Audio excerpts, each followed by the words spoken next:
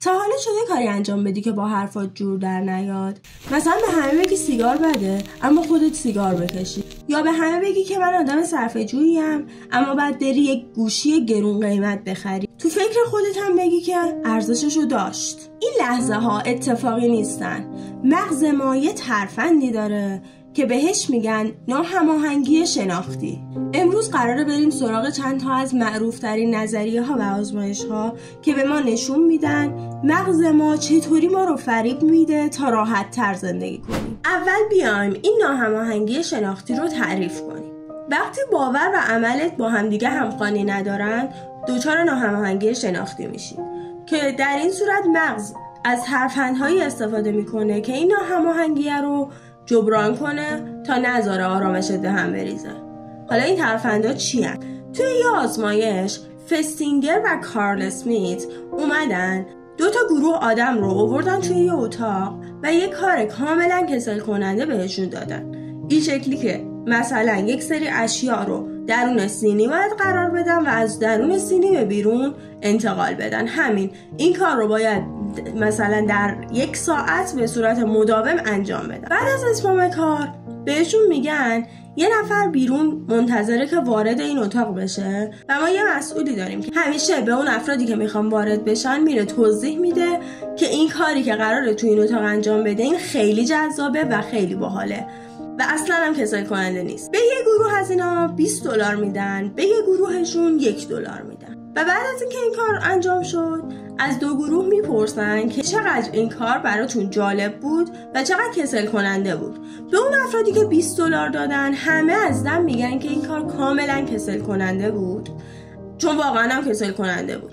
اما به اون افرادی که $1 دادن از اونجایی که براشون این ناهماهنگی شناختی به وجود اومد، من کاری رو کردم، من به فردی دروغ گفتم به خاطر $1 $1 که ارزشش کمه، پس یه ناهماهنگی شناختی به وجود اومد و مغزشون انگار تلاش کرد که اون کار که در واقع کسل کننده بود رو جالب جلوه بده و در نظرسنجی ها معلوم شد اونایی که $1 گرفتن درصد زیادیشون اعلام کردن که اون کار جالب بوده، اما اونایی که $20 گرفتن از اون جایی که هیچ ناهماهنگی شناختی براشون به وجود نیومد.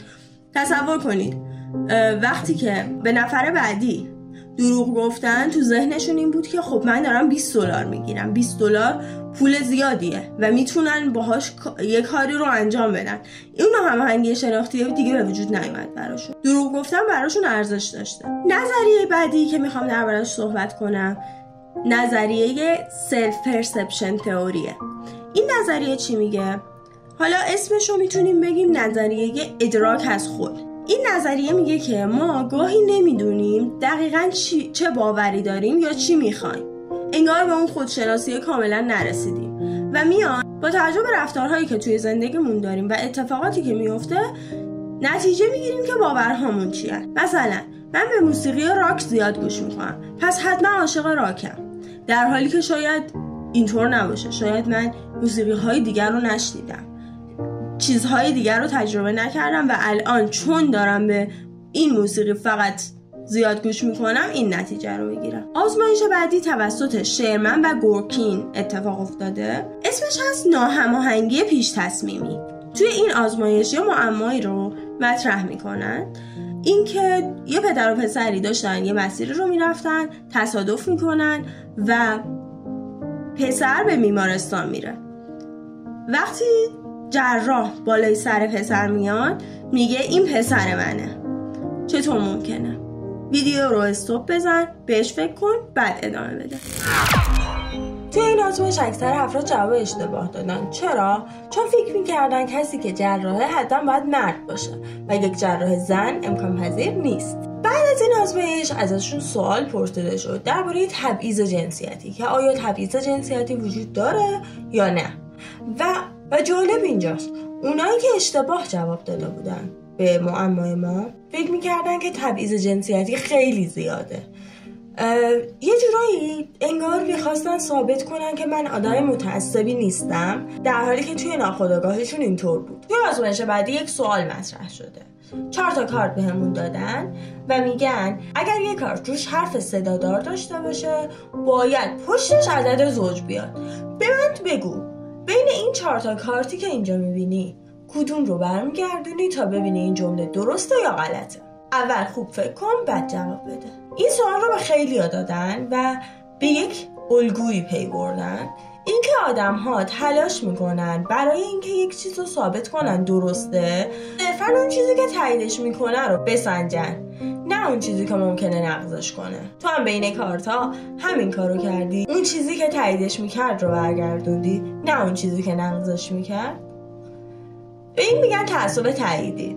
یعنی مثلا اگر من یه رژیم غذایی رو دارم دنبال میکنم، میشینم مقاله هایی رو میخونم که به من ثابت کنه که اون رژیم غذایی من درسته، نه اون مقاله هایی که داره میگه این رژیم غذایی فلان معایب رو داره. و در نهایت ذهن ما دنبال آرامشه، دنبال اینه که راه رو برای ما آسان‌تر کنه و از پیچیدگی ها خودش رو دور میکنه. اما واقعیت اینه که دنیا پر از پیچیدگیه، آدم ها پر از پیچیدگی هم و ما نیاز داریم که این ترفندهای ذهنمون رو بشناسیم، مدیریتش کنیم تا بتونیم شناخت و درک بهتری از جهان برسیم. توی ویدیوهای بعدی هم قراره در این زمینه بیشتر صحبت کنم. مرسی که تا اینجا این ویدیو با هم بودی. تو کامنت ها به هم بگو ذهن تو از چه ترفندی تا حالا استفاده کرده تا زندگی رو برات آسان تر کنه.